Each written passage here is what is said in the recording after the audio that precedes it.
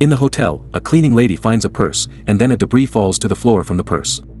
When she tries to pick up the debris, she actually falls straight from the 14th floor to the first floor. Looking at the intact ceiling, the staff are wondering how can the woman falls through the floor. Later, the CIA agents arrive on the scene. What surprises them is that the debris is floating in the air, and they have never seen this material before. After some analysis, the scientists realize that this is a material that does not belong to Earth, but why would this alien high-tech material appear on Earth? Next, the agents discover something even more bizarre. A woman's dead body is floating on a farm. She is defying gravity. For unknown reasons, she has the same floating attribute as the debris. At first, the agents thought the body was blown here by the wind, but then they realized that the body and the direction of the wind do not coincide. So Brian unhooked the woman's sleeve from the barbed wire, and then the woman's body slowly floats away against the wind. They follow the body closely, over a small slope, and they are shocked. There are more dead bodies here, and the bodies are spinning together as if there is a special magnetic field here. They bring the bodies back to the lab for examination, and they find that the cells and brains of the bodies are still functioning, but they have no heartbeat and no breathing. Suddenly, the dead woman opens her eyes, then quickly closes them again. All signs seem to indicate that this is all related to the debris, and there is more than just one debris. A few days ago, an alien spacecraft crashed in outer space and a lot of the debris landed on Earth. To study alien technology, the CIA begins a massive search for other debris. Soon, they find a huge debris deep in the forest. Just as the CIA agents are about to transfer the debris, two strangers appear in the woods. The agents immediately pull out their guns to warn them. Both strangers swallow a debris when they realize they are discovered, and then they instantly disappear. They teleport under a bridge, but one of them accidentally teleports into the pillar of the bridge. Looking at his unlucky partner who is stuck in the pillar, the man finishes him with no hesitation. Following the magnetic disruption, the agents find the body under the bridge, but his partner has already escaped. Next, bizarre things continue to happen. In a small town, shopping carts, iron chains, gas tanks, and other objects are moving on their own. All the items made of metal are pulled by an invisible force, and then they are stacked around the town. A few hours later, the whole town has been circled by the metal objects. After evacuating the residents of the town, Agent Brian and Agent Finola enter the town to investigate. On the street, they spot a man, Eric, who is smashing the window of a car. They stop Eric, but Eric is very agitated and keeps talking nonsense.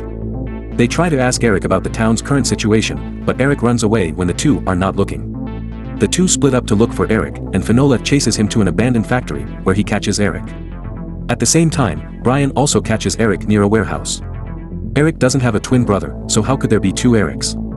They take the two Erics back for interrogation, and they find that both Erics have mental problems. Things are getting weirder.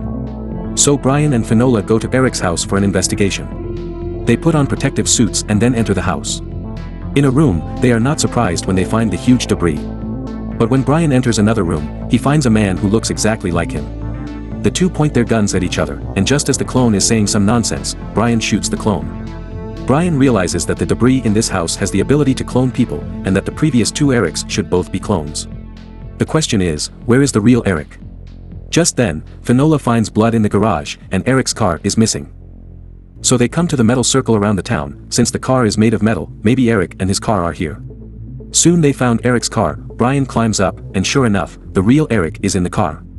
Although they successfully saved Eric, the more important thing is to collect the debris. According to the information known so far, different debris seems to have different powers.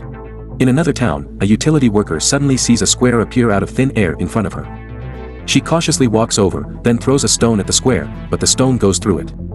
As she observes the square, a figure suddenly appears inside it. By the time Brian and Finola arrive, the square has disappeared and they have to wait for it to reappear. At night, the square really reappears.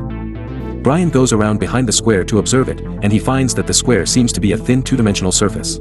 Then Finola uses the radio to contact the girl in the square, who tells Finola her name and home address, and then the square disappears again. Soon they get the girl's information, which shows that the girl's name is Nicole and she has been missing since 2019. The next day, they call over the girl's father, but the girl's father doesn't believe his daughter is still alive. Brian tells the father to walk over and try it, which he does, and then the square reappears as expected. Then the father asks Nicole where she is now. Nicole says she doesn't know, and she's been looking for her dad for hours. Then she saw this square. Everyone is shocked, because Nicole thinks she has only been missing for a few hours, when in reality she has been missing for 2 years. Just then, the square disappears again. They must find a way to get her out. By studying the debris, they have mastered the technology of using the debris to teleport items such as chairs. So they move over a large piece of debris, and the square immediately appears. The people inside the square are clearly visible at this point, and Nicole touches the plane with her hand but still can't get out. So the CIA uses the debris to hit the plane directly, opening a channel to the other space. Then Finola holds Nicole's hand and pulls her out. With Nicole come out several other people, some of them have been trapped inside for decades. This is a summary of the first 3 episodes of the TV show Debris. Go watch the show if you like it. I am Movie Ape, thanks for watching.